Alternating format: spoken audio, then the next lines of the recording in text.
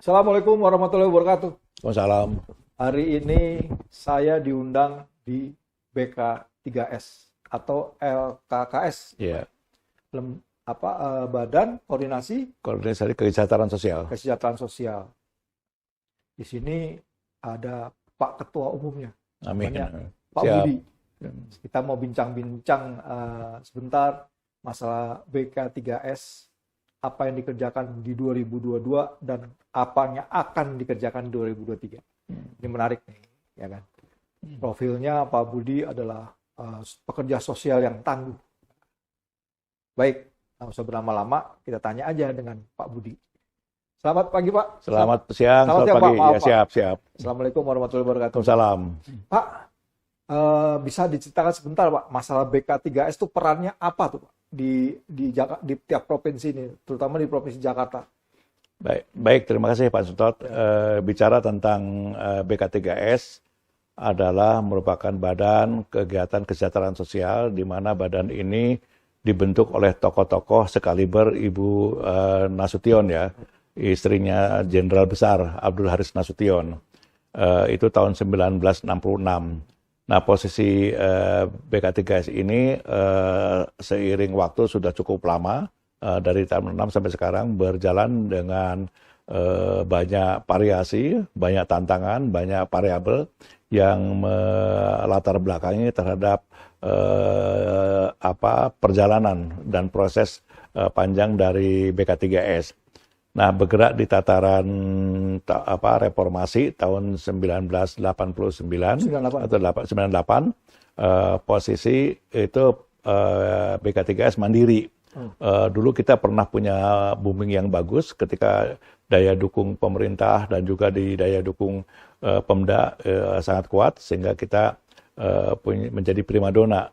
Tapi seiring dengan sebuah perjalanan, mungkin sama dengan DNKS, posisi perjalanan ini setelah reformasi itu mandiri, ya, mandiri dan sebagainya.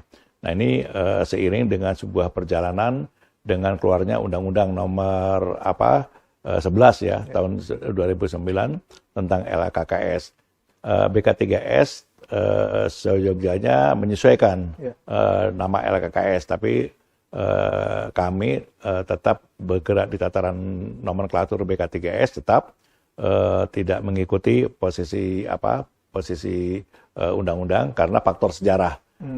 Tidak menghilangkan sejarah, tapi fungsi, tugas dan tanggung jawabnya hampir sama dengan apa yang digariskan oleh Undang-Undang Nomor 11 tersebut. Nah, posisi saat ini BK3S telah berjalan sesuai dengan maksud tujuan dari aspek kegiatan yang sifatnya sosial kemasyarakatan. Tentunya kita membawahi banyak orsos, yayasan maupun lembaga-lembaga sosial kemasyarakatan ini bergerak di tataran khususnya DKI Jakarta. Nah, tentunya seiring dengan sebuah perjalanan, posisi BK3S diberikan kepercayaan oleh pemerintah, khususnya Pemda DKI Jakarta, dalam hal ini Dinas Sosial, bahkan juga sampai ke Kementerian Sosial. Wih, luar biasa. Ya. Gini, Pak, BK3S mengkoordinasi berapa organisasi sosial, Pak? Kalau di total hampir berarti 800 lah yayasan dan juga lembaga-lembaga yang sifatnya organik kayak lansia, anak dan sebagainya.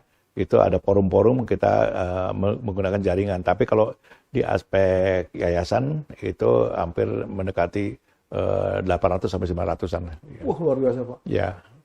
Berarti kerja keras juga, Pak, ya, maksudnya masalah problem pasti banyak banget problemnya. Enggak, saya kira kita punya kaki di bawah, ya. Okay. Punya kaki di bawah, namanya BK3S tingkat wilayah kota. Sehingga mereka yang akan mewadahi teman-teman posisi untuk melakukan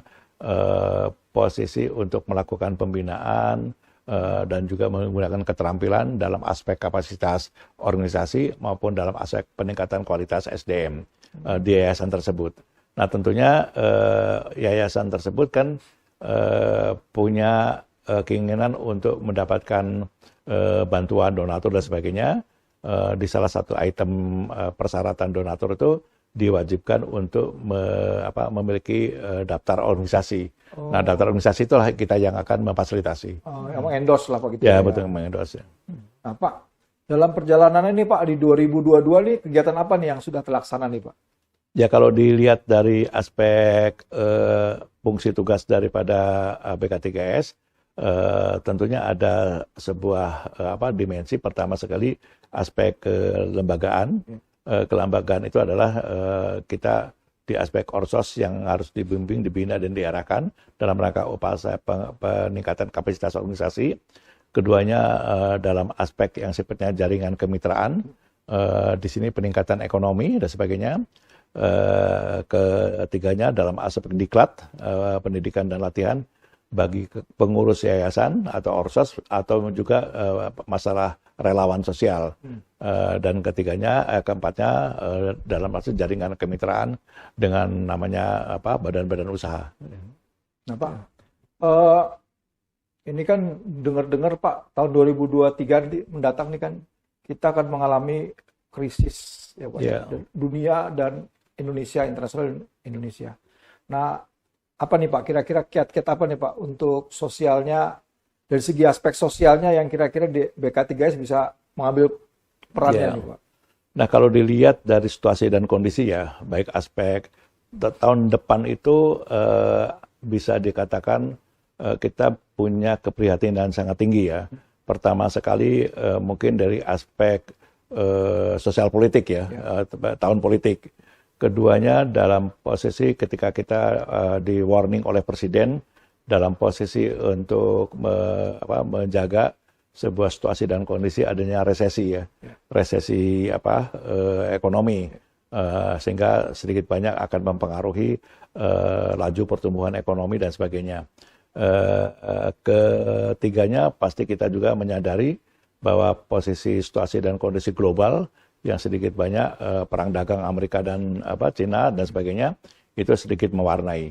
Nah, permasalahannya sekarang bahwa posisi ketika organisasi kemasyarakatan atau sosial kemasyarakatan dihadapkan dengan situasi dan kondisi pasti sedikit harus mewaspadai ya, mewaspadai. Karena apa? Karena posisi organisasi dalam situasi saat ini ada dalam situasi medan magnet yang tidak medan magnet ketidakpastian ya. Ketiganya juga masuk dalam aspek turbulensi sosial kehidupan yang kemungkinan agak berat.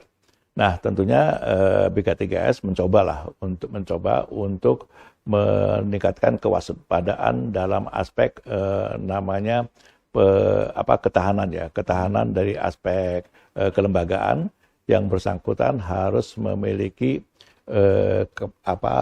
UKM, usaha-usaha dalam rangka upaya untuk sedikit banyak menutup ceruk-ceruk yang selama ini kemungkinan bisa dipermasalahkan.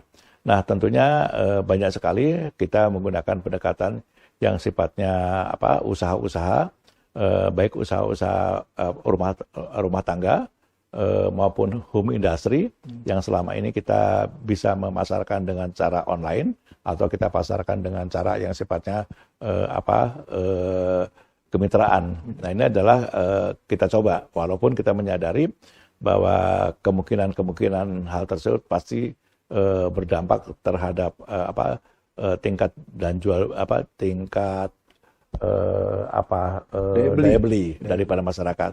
Tapi minimal banyak teman-teman yang menempatkan bahwa kita akan mencoba membuka donatur-donatur yang sifatnya permanen kita punya ya. Kita punya namanya kontak meeting. Di sana ada kontak meeting itu biasanya 2 bulan, 3 bulan sekali ada pertemuan perwakilan duta-duta besar seluruh dunia yang kita coba untuk membantu para yayasan, para orsos yang memerlukan bantuan, apakah bantuan dalam aspek sarana prasarana, bantuan permakanan, maupun bantuan yang sifatnya pendidikan. Itu kita coba di kontak meeting. Gitu. Luar biasa. Yeah. Jadi segala aspek dari segala sudut sudah mulai kita coba, betul. Pak, sekarang kalau hubungan BK3S dengan dinas sosial gimana Pak? Ya, suka tidak suka, bahwa kita ada di bawah koordinatnya namanya atau koordinasinya Kementerian Sosial ataupun Dinas Sosial. Karena bagaimana juga lembaga BK3S itu bergerak di tataran sosial, otomatis kita ada di bawah binaan ya. Binaannya tentunya tidak hanya binaan dalam aspek peningkatan kualitas, tapi yang bersangkutan juga atau Dinas Sosial mencoba memfasilitasi dari aspek legalitas. Keduanya juga mendapatkan bantuan dalam aspek program maupun bantuan yang sifatnya dana hibah. Kita selama ini diberikan kemudahan oleh Dinas Sosial untuk mendapatkan fasilitasi dalam rangka upaya untuk mendapatkan baik sarana maupun dalam aspek bantuan keterampilan maupun dalam bantuan yang sifatnya narasumber ya. Selama ini kita terjaga dengan baik dan posisi selama ini hampir dana kita kayak kemarin kita masih mendapatkan 1,2 miliar satu tahun ya. Karena pandemi COVID posisi kita menyadari kita mendapatkan 400. Bukan besar dan kecilnya dana, tapi perhatian pemerintah cukup besar kepada BK3S untuk melaksanakan fungsi dan tanggung jawabnya dalam aspek kesejahteraan sosial dalam rangka membantu program-program dinas sosial baik PMKS maupun dalam aspek kerentanan dan kedaruratan. Berarti sinergi Pak ya? Insya Allah kita hubungannya bagus dalam rangka upaya untuk membangun pola sistem mekanisme prosedur itu terjaga dengan dengan dinas sosial maupun dengan Kementerian Sosial. Nah, tapi ada kendala yang bisa kita atasi sendiri lah Pak. Misalnya ada kekurangan. Ya, kalau kendala setiap lembaga pasti ada. Permasalahannya kendala tersebut diselesaikan dengan menggunakan pola apa. Kalau dilihat dari aspek posisi dengan dinas sosial, biasanya kita diselesaikan dengan mekanisme koordinasi. Misalnya katakanlah posisi dinas sosial memerlukan data bagi kita, ya kita kondisikan dalam rangka upaya data-data yang ada di lapangan. Keduanya, dinas sosial juga ketika akan memberikan bantuan kepada atau memberikan bantuan atau santuan kepada masyarakat, fungsi BK3S baik provinsi maupun wilayah dilibatkan dalam rangka untuk mendistribusikan baksos atau katakanlah bantuan sosial sembako ketika ada pandemi COVID. Ya. Nah kalau untuk bantu ke Cianjur Pak, apakah BK3S juga Jakarta juga bantu? Ya, kalau bantuan Cianjur itu inisiatif ya, inisiatif internal dari BK3S. Kepedulian. Ya, kepedulian ketika ada saudara kita yang ada di Cianjur, di Garut dan sebagainya yang kena musibah bencana gempa bencana alam, sehingga kita menggalang baik dari aspek internal maupun eksternal. Dan kita lumayan juga, misalnya katakanlah sebelum gempa itu namanya bisa dari BRI, setingkat BRI itu bantuan 100 juta, bantuan dan juga dari BNI dan sebagainya. Itu adalah gambaran ketika posisi BK3S mendapatkan kepercayaan daripada dunia usaha untuk menyalurkan namanya CSR ya, CSR-nya mereka kepada BK3S. Dan tentunya ini adalah merupakan sebuah kepercayaan pihak eksternal kepada BK3S. Mudah-mudahan ke depan kepercayaan itu tidak disalahgunakan, tapi tetap ditingkatkan sehingga kepercayaan itu permanen. Ya. Wah, luar biasa Pak. Amin. Wah, berarti 2023 kayaknya udah siap nih BK3S menyongsong. Ya, kalau 2003 selain tadi ada kekurangan tentang aspek-aspek regional, aspek nasional maupun global, tetap kita laksanakan baik yang sifatnya rutinitas maupun yang sifatnya melakukan pendekatan dengan yang sifatnya normatif, kegiatan yang rutin, kegiatan program yang sudah terjaga, atau juga menggunakan pendekatan isu-isu yang kemungkinan bisa terjadi. Nah, isu-isu itu bisa saja dengan bencana, wabah dan sebagainya, sehingga kita tetap menyesuaikan karena untuk yang sifatnya darurat biasanya kita melibatkan perguruan tinggi ya, perguruan tinggi dan sebagainya, sehingga sedikit banyak ada kajian-kajian yang kemungkinan bisa dijadikan sebuah role model untuk memberikan masukan, saran, pendapat kepada pemerintah. Dengan menggunakan kajian akademik ya. Ya. Berarti kalau tingkat kesiapan ini BK3S di bawah pimpinan Pak Budi ini luar biasa. Maksudnya dari segala aspek bisa sudah di mapping. Ya, saya kira bukan faktor saya sih, mungkin aspek sistem aja. Ya. Karena sistem udah berjalan dan sebagainya, siapapun pimpinannya sudah bisa berjalan karena sistem telah melakukan fungsi, tugas dan tanggung jawabnya. Siapapun, walaupun nanti ada penggantinya, karena sistem udah berjalan, ya otomatis autopilot lah Pak ya.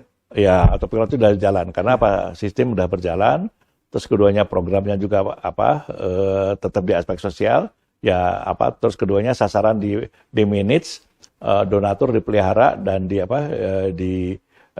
dirangkul. Jadi sistem itu jalan, akhirnya tetap 2023 bisa berjalan. Cuma permasalahannya apakah volume sasaran bisa ditingkatkan atau tidak, semacam itu. Nanti itu dilihat nanti di lapangan. Di lapangan. Yeah. Pak, sekarang sini mungkin pertanyaan terakhir nih Pak. Ya. BK3S dengan multimedia gimana Pak? Kan sekarang heboh dengan multimedia, ya kan udah harus switch kita ke multimedia gimana? Ya. Suka tidak suka, siap atau tidak siap, bahwa organisasi ke depan itu kita harus menggunakan pendekatan digitalisasi ya. Digitalisasi dengan menggunakan teknologi, informasi dan sebagainya. Salah satu yang paling efektif dan efisien adalah menggunakan yang sifatnya media. Nah, permasalahannya sampai sejauh mana media sosial itu memberikan nilai manfaat kepada kita.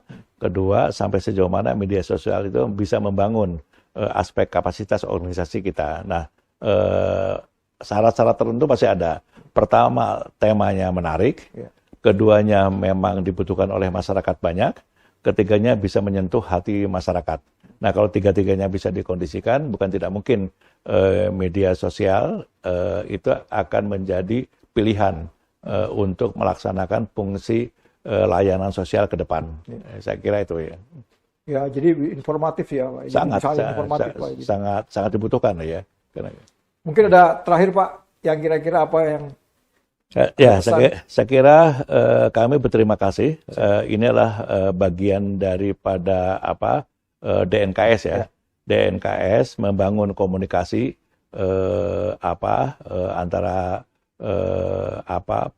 antara lembaga sosial, di mana DNKS ini sedikit banyak akan memberikan namanya bimbingan, arahan dalam aspek tertentu. Salah satu dengan mendengar informasi dari BK3S, mendengar informasi dari LKS, sedikit banyak akan dijadikan sebuah bahan masukan oleh DNKS untuk dianalisis. Bukan tidak mungkin di sana ada sebuah keberhasilan, di sana ada kekurangan, di sana juga ada kegagalan.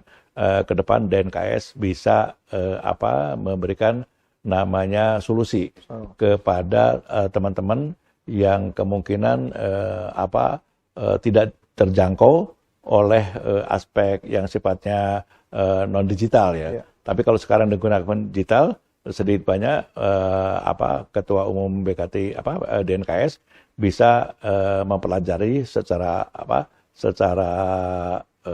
digital, sehingga dia bisa memberikan masukan, saran dan juga harapan kepada masyarakat di bawahnya dengan sebuah konsep kebijakan yang dari DNKS. Saya kira Pak Tantoyo sangat berharap jaringan ini bisa dibangun, permasalahan bisa diangkat dan solusinya bisa diselesaikan.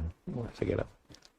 Baik Pak, ini yang luar biasa sekali. Baik, sama-sama. Hari ini saya mendapat masukan dan pengetahuan yang luar biasa tentang sama-sama Pak Sentot. Salam hormat kepada Pak Tantoyo dan juga mudah-mudahan kepengurusan Pak Tantoyo bisa sukses dan bisa menjadi menjadi manajemen pola penanganan sosial yang ke depan bagi kami. Baik. Sekian, terima kasih. Terima kasih, Pak.